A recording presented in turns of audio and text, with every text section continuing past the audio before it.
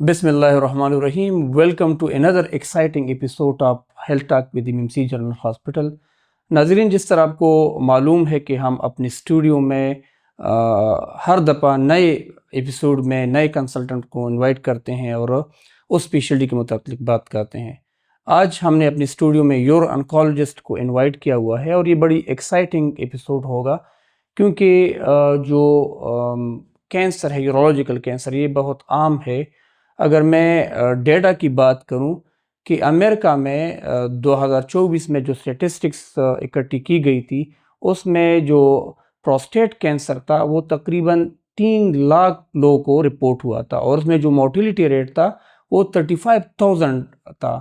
اگر ہم bladder cancer کی بات کریں تو تقریباً 83,000 لوگ رپورٹ ہوئے تھے بلیڈر کینسر کے ساتھ، اور اس میں جو اموات ہوئے تھے تقریباً 16,000 لوگ فوت ہو چکے تھے.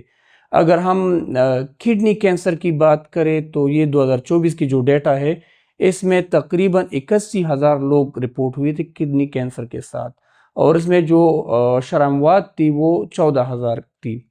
پاکستان چونکہ ایک ڈیولپمنٹ کنٹریز ہے، اس میں پاکستان کی جو ڈیٹا کلیکٹ کیا گیا تھا national cancer registry of Pakistan, جس میں فرسٹ کمپریہنسو رپورٹ شائع کی گئی تھی، جس کی سٹیٹسٹکس 2015 سے لے کر 2019 تک لی کی گئی تھی. اس میں جو پروسٹیٹ کینسر کے کیسز رپورٹ ہوئے تھے وہ 7,322 تھے. اگر ہم بات کریں بلیڈر کینسر کی تو وہ 7,550 تھے. کڈنی کینسر رپورٹ ہوئی تھی 4,123، جس میں میل پیشنٹس کی تعداد زیادہ تھی. ٹیسٹیکولر کیسز تقریباً 2,023 رپورٹ ہوئے تھے، اور جو پینائل کینسر کے کیس تھے وہ 54 رپورٹ ہوئے تھے. تو یہ ایک بڑی الارمنگ سچویشن ہے. یورو انکالوجسٹ اس پہ کام کر رہے ہیں، ریسرچ کر رہے ہیں. آج ہمارے پروگرام کا مقصد یہ ہے کہ ہم وہ میکسیمم انفارمیشن آپ کے ساتھ شیئر کریں تاکہ اس ڈیزیز کو پریونٹ یا کم کیا جا سکے. تو اس لیے ہم نے اپنے اسٹوڈیو میں ڈاکٹر صدیق عدنان، جو کہ یورو انکالوجسٹ ہے اور MMC ہاسپٹل میں بڑے عرصے سے کام کر رہے ہیں، تو آج ہم ان کی انفارمیشن آپ کے ساتھ شیئر کریں گے. ڈاکٹر صاحب، تھوڑا سا اپنے بارے میں بتائیں کہ آپ کہاں سے بلانگ کرتے ہیں، آپ نے ابتدائی تعلیم کہاں سے حاصل کی؟ شکریہ. کرنٹلی MMC جنرل ہاسپٹل میں as a uro oncologist and urologist کام کر رہا ہوں، consultant for the last 4 year سے. میری ابتدائی تعلیم چارسدہ سے ہوئی ہے. میٹرک میں نے نیو اسلامیہ پبلک ہائی اسکول سے کیا ہے. پھر میں نے گریجویشنس ایوب میڈیکل کالج سے کی، اور اس کے بعد میں نے فیلوشپ یورولوجی میں کی، اور سیکنڈ فیلوشپ میں نے شوکت خانم memorial cancer hospital and research centre سے یورو انکالوجی میں کی ہے. تو اس سلسلے میں جو بھی ڈیزیزز ہے وہ یورولوجی ہو یا یورو انکالوجی ہو، لیکن اسپیسیفکلی جو میرا انٹرسٹ ہے وہ یورو انکالوجی. زبردست سر، بڑی یونیک اسپیشلٹی ہے آپ کی اور بہت کم لوگ ہیں اس میں. سر مجھے بتائیں کہ کینسر بذات خود کیا ہے؟ ہم بات کریں گے یورولوجیکل کینسر کی، لیکن تھوڑا سا ہمارے ناظرین کو آسان الفاظ میں بتائیں کہ کینسر کیا ہے. کینسر جو ہے نا، ہمارے جسم میں جتنی جو یونٹ ہے، انڈیویجول یونٹ ہے جس کو ہم سیل کہتے ہیں، وہ مختلف حصوں میں وہ ریجنریٹ ہوتے ہیں روزانہ کی بنیاد پہ. چاہے وہ اسکن کی پیتیلیم ہو، چاہے وہ انٹسٹائن کی ہو، یا جو بھی ہمارے اندر سیلز ہیں وہ ختم ہوتے رہتے ہیں اور نئے ریجنریٹ فریش آتے رہتے ہیں. کینسر کو آپ آسان الفاظ میں یہ لے لیں کہ یہ uncontrolled growth of that cells ہے. ان کو جو سیلز ہے، جو خلیے ہے، وہ ان کنٹرول قابو سے باہر ہو جاتے ہیں، جس کی وجہ سے وہ ایک کینسر کی شکل اختیار کر لیتے ہیں. پھر اس کے اثرات پورے جسم پہ ہوتے ہیں. جی. اچھا سر، چونکہ آپ کی اسپیشلٹی یورو انکالوجی ہے تو مجھے یہ بتائیں کہ یورو انکالوجی ہے کیا، اس کی کتنی اقسام ہے اور اس کے رسک کیا ہے؟ یورو انکالوجی یہ ایک یورولوجی کی ایک فیلڈ ہے. یورولوجی کو مختلف اس میں ڈیوائڈ کیا ہے، جس میں انڈو یورولوجی ہے، پیڈز یورولوجی ہے، ریکنسٹرکٹیو یورولوجی ہے، اس طرح ایک ٹرانسپلانٹ یورولوجی ہے، ایک ہے uro oncology. Uro oncology deals with the cancers of urological system, جس میں گردے کے مثانے کے درمیان جو راستہ ہے، یوریٹر اس کو کہتے ہیں، اس کا ٹیسٹس کا، یوریترا کا، اور اس میں ایک ایڈرینل گلینڈ آتا ہے. ان چیزوں کے کینسر کو ڈیل کرتا ہے یورو آنکولوجسٹ. زبردست سر. جی سر مجھے بتائیں کہ جو اس کے عوامل کیا ہے، وہ کون سے سمٹمز ہے جس کی بدولت آپ ان کو ڈائگنوز کرتے ہیں، اور ان کو ہم کس طرح کنٹرول کر سکتے ہیں؟ پہلی بات تو یہ ہے کہ ایک چیز ہمارے عوام کے ساتھ میں شیئر کرنا چاہتا ہوں، وہ یہ ہے کہ بہت سی بیماریاں ایسی ہیں جن کی علامات جب ظاہر ہو جائیں تو فوراً ڈاکٹر کے ساتھ رجوع کرنا چاہیے. لیکن بدقسمتی سے انفارچونیٹلی کافی کینسر ایسے ہیں جس میں صرف یورونکالوجی کی بات کروں گا. یورونکالوجی میں یہ کینسر جو ہے نا، وہ علامات کے بغیر مریض کے اندر پیدا ہو جاتے ہیں. مریض کو کوئی علامت نہیں ہوتی اور وہ شروع ہو جاتے ہیں.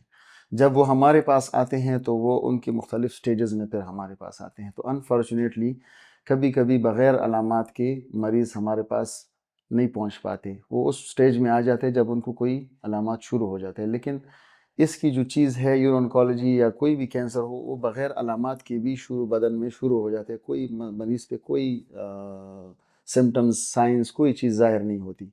لیکن جو کامن علامات ہیں وہ یہ ہیں کہ جیسے ہمارے گردے کی جو کامن چیز سمٹمز ہے وہ ہے ہیموچوریا، خون آتا ہے پیشاب کے اندر. ٹھیک ہے. تو یہ ایک الارمنگ سائن ہے. جب بھی پیشاب کے اندر خون آئے، آپ نے یا تو گردے سے آ رہا ہے، یا جو گردے کے یوریٹر ہے، گردے سے جو مثانے کی طرف راستہ ہے، یا وہ مثانے سے آ رہا ہے، ہم نے فوراً ڈاکٹر سے رجوع کرنا ہے. کیونکہ یہ ایک بہت ہی الارمنگ سائن سمٹم ہے کینسر کا یا کسی بھی بیماری کا. ضروری نہیں ہے کہ وہ کینسر ہی ہو، لیکن یہ علامت الارمنگ ہے. یا مریض کو پیشاب کے علامات شروع ہو جائے، جیسے پیشاب رک کے آتا ہے، جلدی آتا ہے، یا جل کے آتا ہے، یا بار بار رات کو اٹھنا پڑتا ہے، یا وزن کم ہو جاتا ہے، یا کبھی کبھی کھانا پینا بند کر دیتا ہے، یا کمزوری محسوس ہونے لگتی ہے. تو یہ سارے وہ علامات ہیں جو اس سے ریلیٹڈ ہو سکتے ہیں. تو اس کو ایسے مریض کو فوراً ڈاکٹر سے رجوع کرنا چاہیے تاکہ وہ یہ معلوم کر سکے کہ خدا نخواستہ کوئی ایسی بیماری تو نہیں ہے جس کی ہم جلدی تشخیص کر لیں. تو سر اس میں ایج فیکٹرز انوالو ہے کہ آیا جو یورولوجیکل کینسر ہے اولڈ ایج میں زیادہ ہوتے ینگ ایج میں، اور اس میں میل اور فیمیل کی ریشو کیا ہے؟ دوسری جو ایک مت ہے جو لوگوں میں پایا جاتا ہے وہ یہ ہے کہ لوگ یہ سمجھتے ہیں کہ جتنی بھی کینسر ہے وہ اولڈ ایج میں ہوتے ہیں. ٹھیک ہے، یہ مت ہے، ایسی کوئی بات نہیں ہے. یہ الگ بات ہے کہ ہمارے جو کڈنی کینسر ہے یا بلیڈر کینسر ہے وہ 60-65 ایئرز ایج میں زیادہ ہے.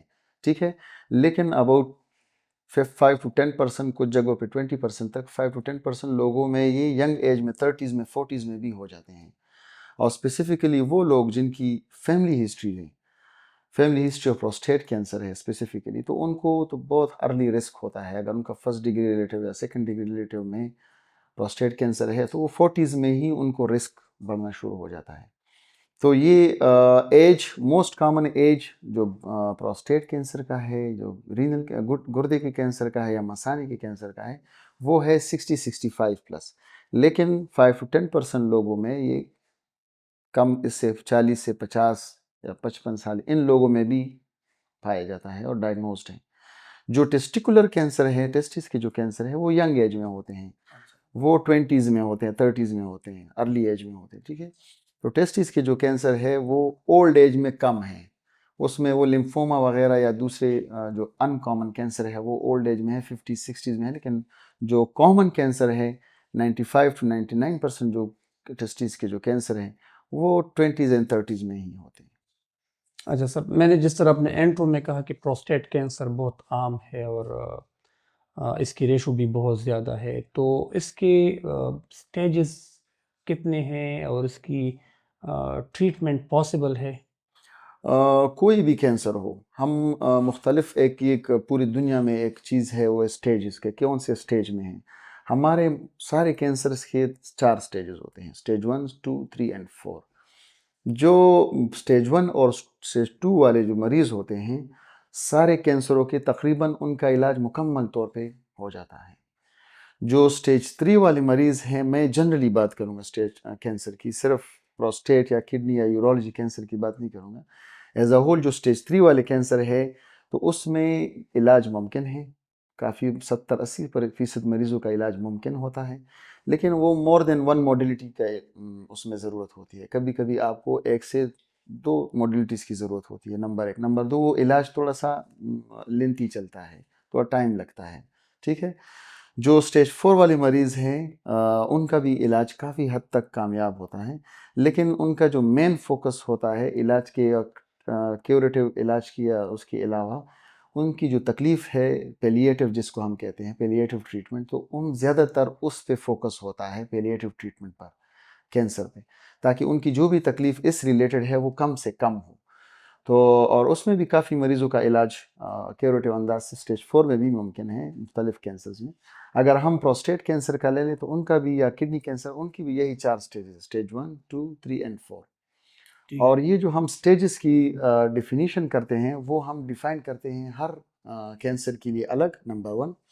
نمبر 2, وہ ہم کچھ ٹیسٹ کرتے ہیں, اس ٹیسٹ سے ہمیں پتہ چلتا ہے کون سے سٹیج میں. ان ٹیسٹوں کے بغیر اس سٹیج کا پتہ نہیں چلتا. تو پورا مکمل ورک اپ ہونے کے بعد ہی ہم کسی سٹیج کا تعین کر سکتے ہیں, اس کے مطابق پھر اس کے علاج کا تعین کرتے ہیں. سٹیجز کی سر آپ نے بات کی, دو پروسٹیٹ کینسر میں زیادہ تر آپ کی جو کلینکل پریکٹس ہے اس میں کس سٹیج میں زیادہ لوگ آتے ہیں, فرسٹ, سیکنڈ, تھرڈ میں؟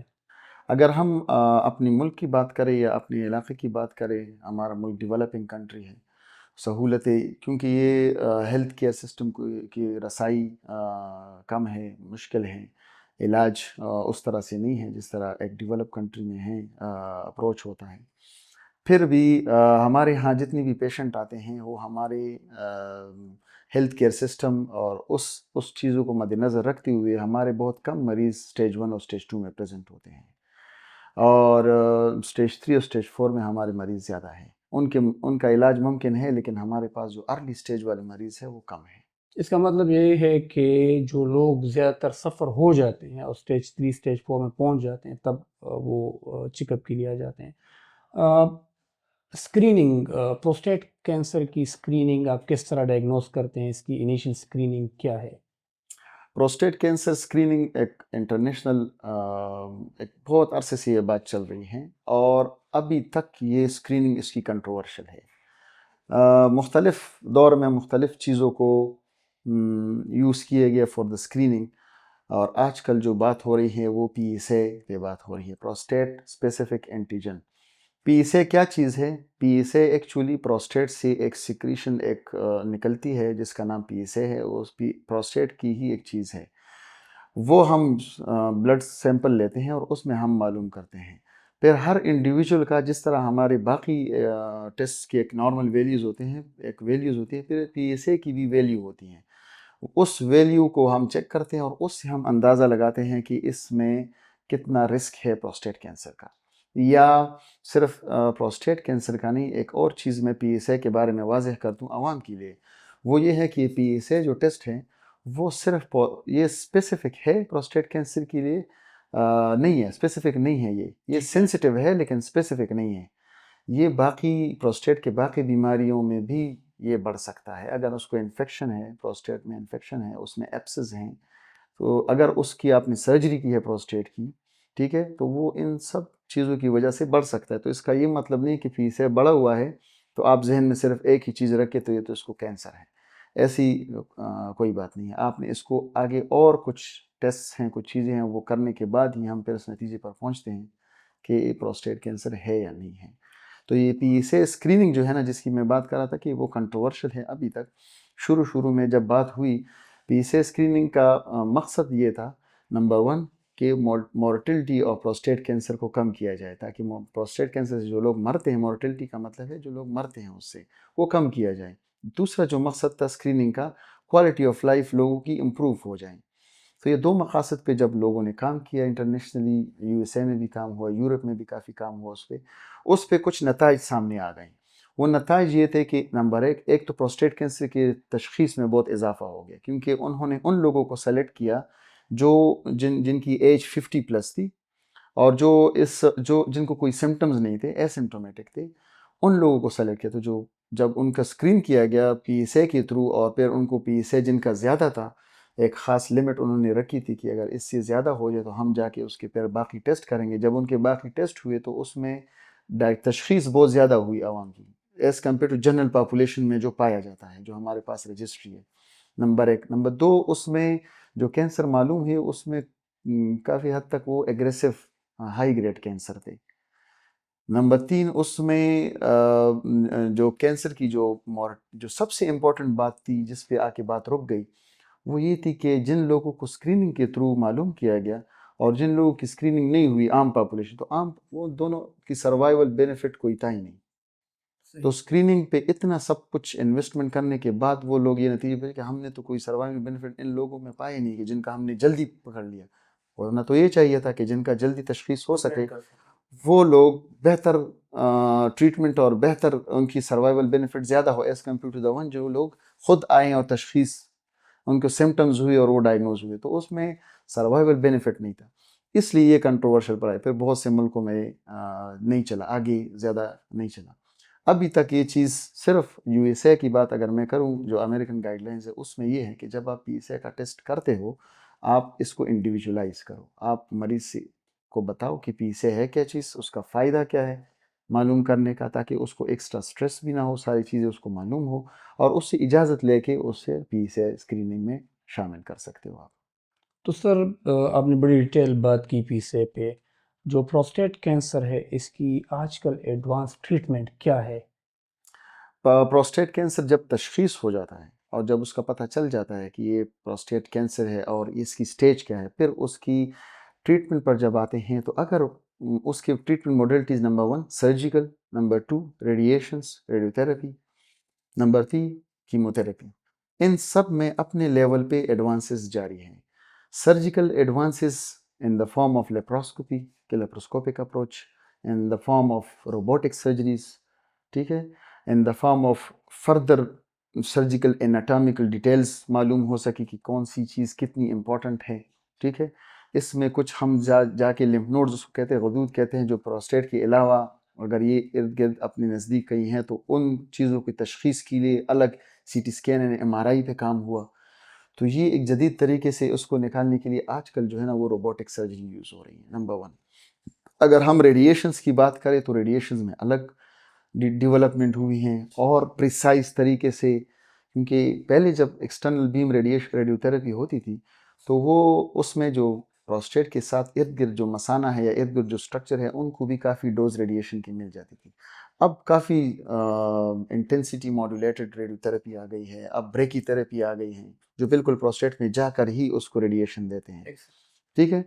اس طرح کیموتھراپی لیول پر بھی کافی زیادہ ڈیولپمنٹ ہوئی ہے اور ہو رہی ہے, تاکہ نئے سے نئے جو سسٹمک تھراپیز ہے اس کو لایا جائے. تو ایڈوانسز روز مرہ کے طور پہ چل رہے ہیں, اور ابھی جو کرنٹلی ہمارے پاس سرجیکل لحاظ سے جو ہے نا وہ ہمارے پاس روبوٹک سرجری آج کل بہت اچھے طریقے سے پروسٹیٹ سرجری کرتے ہیں.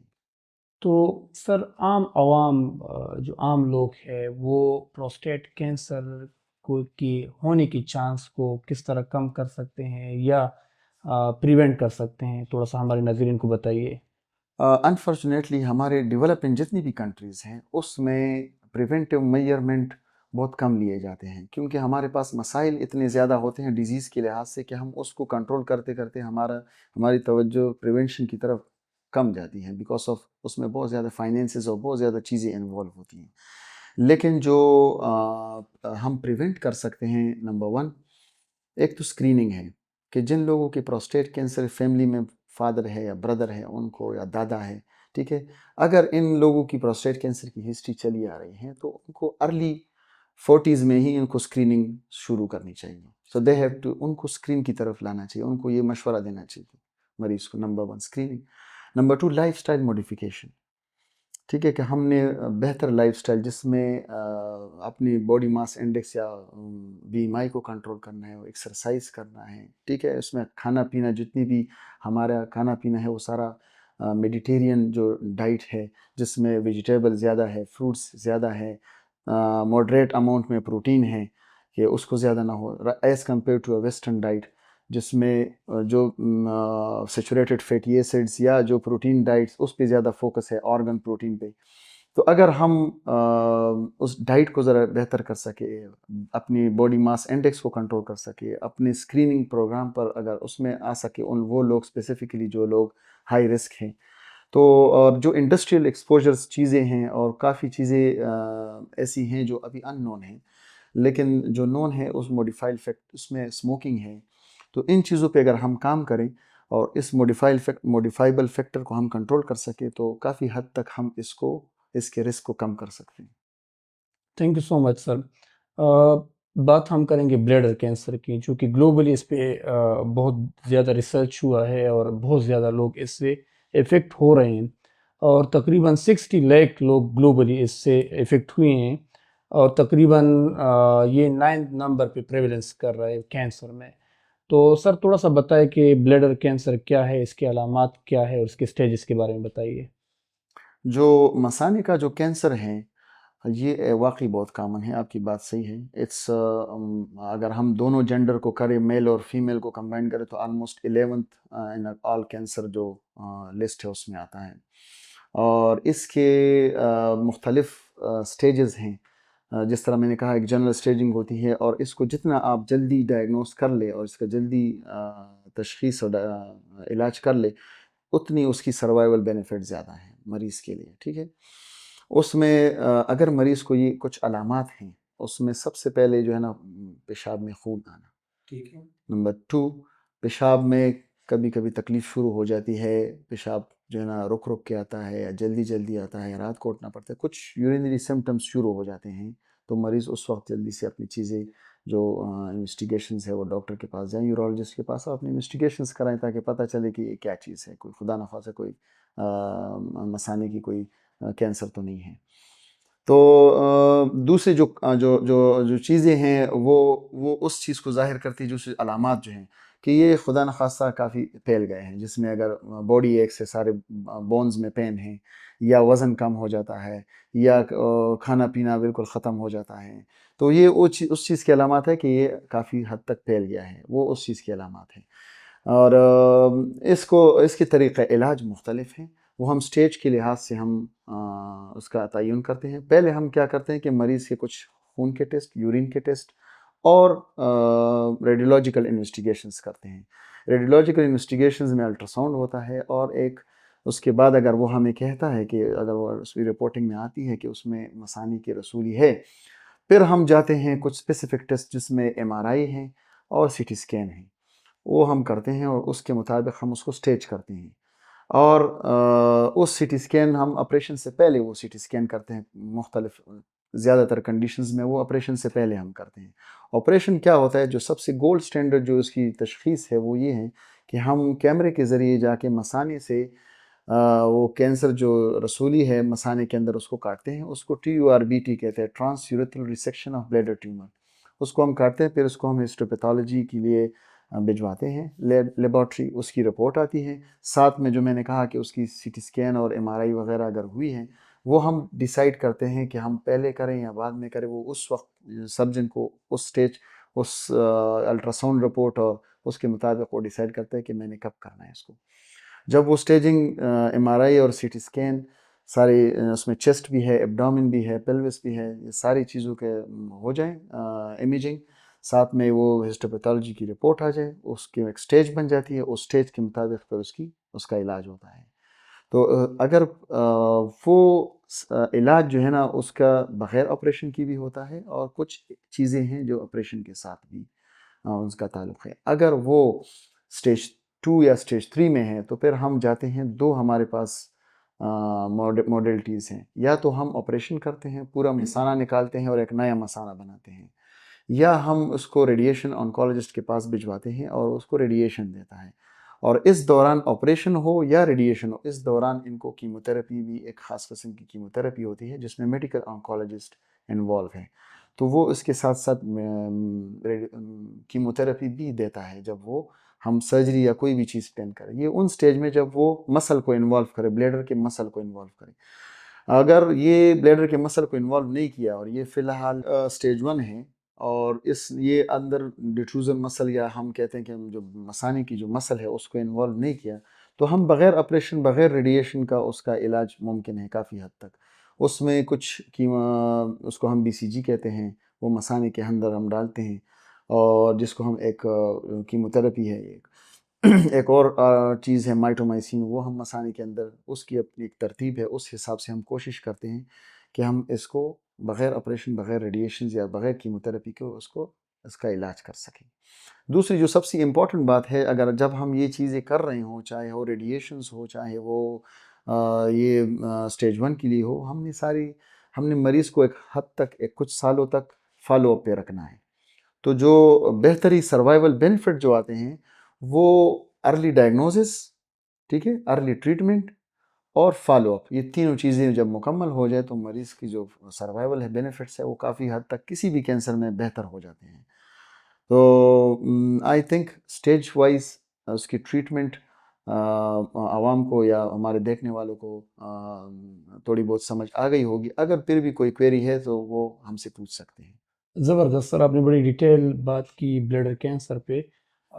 میں ایک آپ کی بات کے ساتھ ایک چیز ایڈ کروں گا، وہ یہ ہے کہ یہ ساری باتیں کرتے وقت میں عوام کے ذہن میں، اور کم از کم اپنے ہیلتھ کیئر کے لوگوں کے ذہن میں ایک بات ڈالنا چاہتا ہوں کہ جو باقی بیماریاں ہیں جو کینسر کے علاوہ ہے، جس کو ہم بینائن ڈیزیزز کہتے ہیں، چاہے وہ پتھری ہے مثانے کے اندر یا گردے کے اندر، وہ یا کوئی بھی اور جگہوں پہ کوئی بیماری ہے، جا کے پتھری ہے اس کی گال بلیڈر کے اندر، وہ سرجن کے پاس جاتا ہے، وہ آپریشن ہو جاتا ہے اور مریض گھر چلا جاتا ہے، بات ختم ہو جاتی ہے، ٹھیک ہے۔ جو یہ کینسر ہے اس میں یہ ایک بندے کا کام نہیں ہے، یہ اس میں پوری ٹیم انوالو ہوتی ہیں، یہ ایک ملٹی ڈسپلنری ٹیم ہے، ایک بندہ کبھی بھی یہ کام نہیں کر سکتا۔ ملٹی ڈسپلنری ٹیم میں ہمارے پاس اس میں یورو آنکولوجسٹ کے علاوہ، جو سرجیکل آنکولوجسٹ کے علاوہ، اس میں ریڈیو تھراپسٹ جو میں نے ذکر کیا، ریڈیشن، اس میں میڈیکل آنکولوجسٹ، اس میں ہسٹوپیتھولوجسٹ، ریڈیولوجسٹ، اس میں کوالیفائڈ نرس، کوالیفائڈ ٹیم، یہ سارے لوگ انوالو ہیں اس پروسیس میں، اس پروسیس کو کامیاب بنانے میں، اس کے علاج کو ختمی شکل دینے میں۔ تو یہ ایک ٹیم ڈیولپ کرنے سے ہی اس کے سروائیول بینیفٹس اور بھی اس سے بہتر ہو جاتے ہیں پوری دنیا میں۔ Thank you so much sir for the detail reply. اب ہم بات کریں گے کڈنی کینسر، گردے کی کینسر۔ پاکستان میں، جس طرح میں نے اپنے انٹرو میں بات کی کہ 2015-2016 کی جو ڈیٹا ہے اس میں تقریباً 4000 لوگ ڈائگنوز ہوئے تھے۔ تو مجھے بتائیں سر کہ کڈنی کینسر کیا ہے، اور اس کس طرح تشخیص کی جا سکتی ہیں، اور اس میں میل فیمیل ریشو کیا ہے؟ اچھا، جو گردے کا کینسر ہے یہ بہت ہی کامن کینسر ہے پوری دنیا میں۔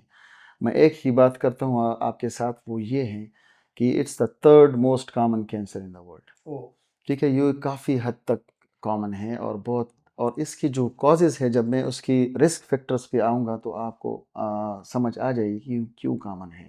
ایک تو جیوگرافیکل اور ایتھنیسٹی لیول پہ تو یہ مختلف ہے، مختلف جگہوں پہ مختلف ہے، کیونکہ اس کا رول بھی ہے، جو جیوگرافی کا بھی رول ہے اور ایتھنیسٹی کا بھی رول ہے۔ نمبر 1 اس میں جو سب سے کامن کاز ہے وہ اسموکنگ ہے۔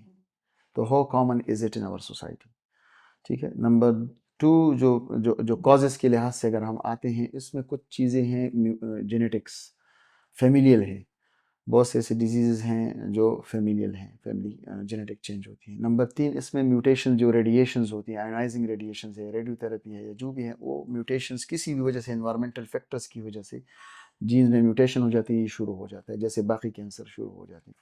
اور گردے کے کینسر میں جو دوسرا رسک فیکٹر ہے وہ ہے انڈسٹریل ایکسپوجر، جو ہمارے کارخانے ہیں ان میں اسپیسیفکلی کچھ کیمیکلز ہیں، جیسے لیدر کی، پینٹ کی، یہ جو جتنی بھی پیٹرولیم کی انڈسٹریز ہے، اس میں ان کی اپنی سیفٹی میئرز بھی ہوں گے، لیکن اس میں جو کیمیکلز ہیں they are more risk factor for renal cancer. اور جس طرح میں نے پہلے بات کی کہ باقی جو ڈائٹری فیکٹرز ہیں وہ بھی انوالو ہیں اس میں، تو اس وجہ سے یہ جو اوبیسٹی ہے، میٹابولک سنڈروم جس کو کہتے ہیں، جس میں BMI جس کا زیادہ ہوتا ہے، بلڈ پریشر ہوتا ہے، ساتھ میں کولیسٹرول ہائی ہوتا ہے، میٹابولک سنڈروم بناتا ہے، یہ لوگ ایٹ رسک ہوتے ہیں۔ گلوکوز لیول جن کا زیادہ ہوتا ہے، تو یہ میٹابولک سنڈروم والے پیشنٹ بھی مور ایٹ رسک ہوتے ہیں فار ڈیولپنگ رینل کینسر، گردے کی جو کینسر ہے۔ سر آپ نے بڑی ڈیٹیل بات کی پروسٹیٹ کینسر پہ، کڈنی کینسر پہ، بلیڈر کینسر پہ۔ مجھے تھوڑا سا بتائیے جو ٹیسٹیکولر کینسر ہے، دیٹس یور اسپیشلٹی، یہ کتنا عام ہے، یہ ہے کیا، اور اس کی ڈائگنوزس کیا ہے؟ جو خصیہ جس کو کہتے ہیں، جو خصیے کے جو کینسر ہیں، ٹیسٹس کینسر، یہ ایک تو ہمارے اگر اپنی بات ہم کریں ڈیولپنگ کنٹری، تو ہمارے پاس جب یہ پہنچتے ہیں تو موسٹلی میٹاسٹیٹک یا یہ کافی جسم میں پھیلا ہوتا ہے. یہ خصی سے نکلتا ہے. یہ ہمارے جو جرم سیلز ہیں اس میں سے موسٹ کامنلی 95% وہ جرم سیل سے ہمارے نکلتے ہیں، اور اس کے کافی کامن ہے. اس کا جو کامن ایج گروپ ہے وہ 20s، early tens, 20s and 30s میں یہ کامن ہے. اور اس فارچونیٹلی جو سب سے اچھی بات یہ ہے وہ یہ ہے کہ اس کے جو علاج ہے، اگر یہ جلدی پریزنٹ ہو جائے تو یہ بہت حد تک ان کے علاج ممکن ہے، اور کیوریٹیو انداز سے بالکل ختم ہو جاتے ہیں. اور سروائیول بینیفٹ ان لوگوں کا زیادہ ہے جو ارلی پریزنٹ ہوتے ہیں اسٹیج 1 اسٹیج 2 میں. جو سب سے زیادہ ٹریٹیبل ڈیزیز ہے کینسرز میں وہ ہے ٹیسٹیکولر کینسر ہے. تو وہ یہ ہے کہ اس کے ٹریٹمنٹ لیئرز بہت موجود ہیں، کا لیئرز آف کیموتھراپی. اس میں جو زیادہ رول ہیں، ایک رول ان کا سرجن کا یہ ہے کہ وہ اس کی بایوپسی کرتا ہے، پھر اس کو اس کی سٹیجنگ ہوتی ہیں، اور سٹیجنگ پہ اس کے بعد میڈیکل آنکولوجسٹ کے پاس ہم بھیجتے ہیں، اور وہ اس کا تعین کرتا ہے کہ اس کو کون سی کیموتھراپی اور کتنی کیموتھراپی دینی ہے، اور دینی بھی ہے یا نہیں دینی. وہ سارے ڈیسیجن میڈیکل آنکولوجسٹ لیتا ہے. کچھ جو سرجن کا جو رول آتا ہے اس میں یا تو جو ڈیزیز بچ جاتی ہے، ریزیڈول ڈیزیز جس کو ہم کہتے ہیں کیموتھراپی کے بعد، اس کو نکالتے ہیں، یا اور دوسرا جو ان کا رول ہے وہ ٹیسٹس جو بیمار جس میں کینسر ہے اس کو نکالتے ہیں. تو اس کا جو ہمارے ہاں جو علاج ہے وہ مکمل طور پہ ہمارے سیٹ اپ میں یہاں پہ KPK میں بھی موجود ہے، پاکستان میں بھی ہر قسم کا علاج ٹیسٹس سے ریلیٹڈ اویلیبل ہے، موجود ہے. تو سر چونکہ یہ ڈیزیز ایسی ہے کہ کچھ لوگ بتاتے نہیں ہیں اگر کسی کو ہو، تو وہ کون سے سمٹمز ہے کہ جس کے ساتھ ایک عام بندے کو پتہ چلے کہ یار مجھے یہ پرابلم ہو سکتا ہے، مجھے کسی یورو آنکولوجسٹ کے پاس جانا چاہیے؟ جو سب سے کامن سمٹم ہیں جس میں لوگ پریزنٹ ہوتے ہیں وہ ہے لمپ ان دا ٹیسٹیز، کہ آپ کو اپنے ٹیسٹیز میں ایک گلٹی سی محسوس ہو جاتی ہے، جس کی وجہ سے فوراً آپ کو ڈاکٹر کے پاس جانا ہے. ٹھیک ہے. جو دوسری وجوہات ہے جس کی وجہ سے ٹیسٹیز کینسر ہمارے پاس آتے ہیں، یا وہ کینسر کی وجوہات بن سکتے ہیں، وہ یہ ہے کہ نمبر 1 یا تو انڈیسینڈڈ ٹیسٹیز ہم اس کو کہتے ہیں، کہ پیدائشی طور پہ وہ اوپر رہ جاتے ہیں. نارملی ہمارے جو ٹیسٹیز ہیں وہ پیٹ کے اندر ہوتے ہیں، اور وہ پیدائش سے پہلے اپنی جگہ پہ پہنچ جاتے ہیں اسکروٹم میں. اب وہ ٹیسٹیز اگر اپنی اسکروٹم میں نہیں پہنچتے تو وہ ایٹ رسک ہوتے ہیں کینسر میں، یا کینسر کا اس میں کافی حد تک اس میں رسک ہوتا ہے. کچھ اور وجوہات ہیں جس میں ریڈیشنز ہیں، جس میں انوائرمنٹل فیکٹرز ہیں، جس میں یہ چیزیں ہو جاتی ہیں. لیکن اویئرنیس کے لیے میں صرف یہ بات کر لوں کہ ہیلتھ اویئرنیس کے لیے، عوام کے لیے، وہ یہ ہے کہ جو ہی آپ کو اگر یہ تشخیص ہو جائیں تو فوراً ہمارے ہاں لوگ اس کو ایک سمجھتے ہیں، یا آپ اس کو سمجھ لی کہ وہ ایک سائیکولوجیکل اس کو عجیب سمجھتے ہیں کہ میں ڈاکٹر کے پاس اس کمپلینٹ کے ساتھ جاؤں. تو جب میں اپنے پریکٹس میں اس کو ڈیل کرتا ہوں تو مریض مجھے کہتا ہے 6 مہینے پہلے یہ مجھے پتہ چلا تھا، مجھے محسوس ہوا تھا، 3 مہینے پہلے محسوس ہوا تھا. تو بھائی آپ اس وقت، جس وقت آپ کو محسوس ہو یا جس وقت آپ کو لگے کہ یہ اس کے اندر گلٹی ہے، آپ فوراً ڈاکٹر سے رجوع کریں، یورولوجسٹ کے ساتھ. تو اس کا علاج اسی وقت شروع ہو جاتا ہے. تو سر ٹیسٹیکولر کینسر کی کوئی ایڈوانس ٹریٹمنٹ یا کوئی ریسرچ اس پہ ہوا ہے کہ آج کل اس کی ایڈوانس ٹریٹمنٹ کیا ہے؟ جتنی بھی ایڈوانسز اس میں آئی ہیں ٹیسٹیز میں، ٹیسٹیکولر کینسر میں، وہ ایڈوانسز آئی ہے on the side of chemotherapy and radiotherapy. جیسے میں نے پہلے بات کی کہ سرجیکل سائڈ میں تو ہمارے ساتھ جو ایڈوانسمنٹ ہے وہ لیپروسکوپک ہے، روبوٹک اپروچ ہے. ہم تو اس اپروچ پہ بات کریں گے جس اپروچ پہ ہم نے اس گلٹی کو نکالنا ہے. ٹھیک ہے. جس اپروچ پہ اس کو آگے جا کے اور علاج کرنا ہے، اس میں میڈیکل آنکولوجسٹ کی فیلڈ میں کیموتھراپی اور ریڈیو تھراپی جس میں یہ ٹریٹمنٹ انوالو ہے، اس لحاظ سے اس میں کافی ایڈوانسز ہیں. اور اب جیسے میں نے پہلے بھی ذکر کیا کہ اس کی اگر سٹیج 1 ہے تو مور دین 90% اس کی 5 ایئر سروائیول ہیں. اگر سٹیج 2 ہے تو اس طرح مور دین 80% اس کی 5 ایئر سروائیول ہے. تو لانگ ٹرم سروائیول ان کی کافی زیادہ ہے، اور ٹریٹمنٹ لیئرز کافی موجود ہیں. اور ڈیولپنگ کنٹریز میں بھی موجود ہیں. تو آپ اس سے اندازہ لگائیں کہ یہ کینسر کامن کے ساتھ ساتھ فارچونیٹلی اس کی ٹریٹمنٹ موڈلٹیز بھی اویلیبل ہیں. تھینک یو سو مچ سر، آپ نے بڑی ڈیٹیل میں بات کی کڈنی کینسر پہ، پروسٹیٹ کینسر پہ، بلیڈر کینسر پہ، ٹیسٹیکولر کینسر پہ. لاسٹ میں ٹیک اوے میسج ہمارے لیے، ہمارے ناظرین کے لیے کیا ہے؟ میں اگر ایز اے یورو انکالوجسٹ میں اگر یہ سوچوں اور کہ میں نے اپنے عوام کو یا جو لوگ ہیلتھ کیئر ریلیٹڈ لوگ نہیں ہیں، جن کو اس بارے میں زیادہ پتہ نہیں ہے، ان کو میں اتنا کہوں گا کہ علامات کا انتظار نہ کریں. ٹھیک ہے، کہ کبھی کبھی ایسے چیزیں ہوتی ہیں کہ اگر علامات ظاہر ہو جائے تو وہ چیز آگے بڑھ چکی ہوتی ہے. تو آپ اپنے ہیلتھ کانشیس رہیں. اگر آپ کو کوئی چیز لگے اپنے باڈی میں تو اس کا فوراً ڈاکٹر کے پاس جائیں اور وہ مشورہ لے اور اس کو رول آؤٹ کرے کہ یہ کیا ہوا ہے. موسٹلی لوگ ادھر ادھر سے علاج لے لیتے ہیں، لیکن جب ہمارے پاس پہنچتے ہیں تو وہ کافی دیر ہو چکی ہوتی ہیں. تو ایک تو علامات کا انتظار نہ کریں. جو دوسری سب سے اہم بات، اس سے بھی اہم بات یہ ہے کہ کینسر ایک ٹریٹیبل بیماری ہے. یہ ایک قابل علاج مرض ہے اور اس کے ہر قسم کے جو ٹریٹمنٹ ہے وہ ہمارے ملک میں اویلیبل ہیں.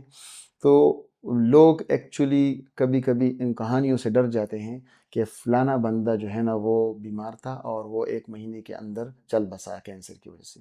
ایکچولی ان کو پوری سٹوری کا، پوری سیاق و سباق کا پوری پتہ نہیں ہوتا کہ وہ کون سے سٹیج کا تھا، کون سے اس کا ٹیومر ہوا تھا، کیا چیز تھی، اس نے کوئی ٹریٹمنٹ لی بھی یا نہیں لی. ٹھیک ہے، تو جو دوسرا ٹیک ہوم میسج ہے وہ یہ ہے کہ کینسر قابل علاج مرض ہے. ناظرین، ہماری کوشش تھی کہ یورولوجیکل کینسر کے متعلق جتنی بھی انفارمیشن ہے آپ کے ساتھ شیئر کرے، اور امید ہے کہ یہ جو سیشن تھا بڑا انٹریکٹیو تھا اور اس میں بڑی انفارمیشن ہم نے شیئر کی ہے. امید ہے کہ آپ ہمارے چینل کو اس طرح سبسکرائب کرتے رہیں گے، اس کو دیکھتے رہیں گے. میری ایک ریکویسٹ ہے کہ اس چینل کو آپ میگزیم سبسکرائب کیجئے گا اور اپنے دوستوں اور رشتہ داروں کے ساتھ اس کو شیئر کیجئے گا، اور اپنے فیڈ بیک سے ہمیں آگاہ کیجئے گا تاکہ اس کو ہم اور بھی بہتر بنا سکے. نیکسٹ ایپیسوڈ میں ہم ایک نیکسٹ اسپیشلٹی کے ساتھ دوبارہ حاضر ہوں گے اور اس پہ بات کریں گے. Thank you so much.